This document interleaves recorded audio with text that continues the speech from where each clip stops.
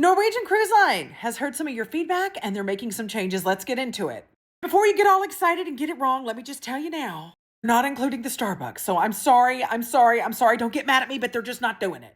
But if you don't know, Norwegian Cruise Line had a very popular program called Free at Sea, which was in effect last year. And then this year, starting on January the 1st, they started their new More at Sea program. Now, More at Sea is essentially the same as Free at Sea, minus the terrible name that had people constantly in my comments saying, if it's free at sea, why am I paying for it? And honestly, I think Norwegian got tired of answering that question as well. And so they came out with the More at Sea, which is essentially the free at sea, but with some minor changes. They added more premium alcohols to their regular package, which a lot of people, like myself included, have celebrated. Thank you for the Maker's Mark, NCL. Thank you for the Maker's Mark.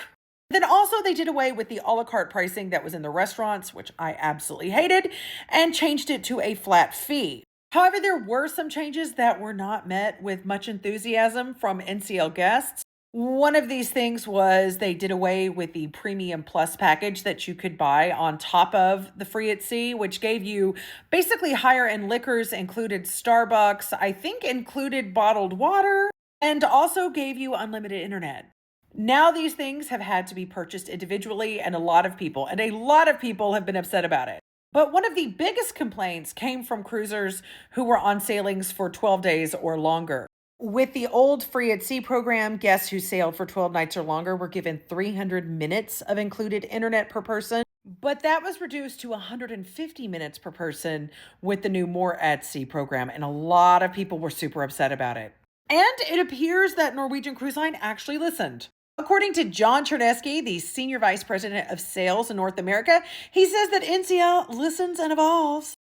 And so NCL guests who are sailing for 12 nights or longer are going to again get 300 minutes of internet per person. John Chernesky says that according to surveys, More at Sea is considered a great value by most of their passengers. And I personally would agree with this. I actually like the More at Sea program. I think it's great. But I also acknowledge that I never bought the Premium Plus package that they used to offer with Free at Sea, so I don't feel like I'm missing anything or that anything has really changed, other than more premium liquor, which I'm excited about. Maker's Mark, Maker's Mark. But I'm curious to know what you think about this decision. Are you a fan of More at Sea, or do you think that they need to make some more changes? As always, let me know what you think in the comments.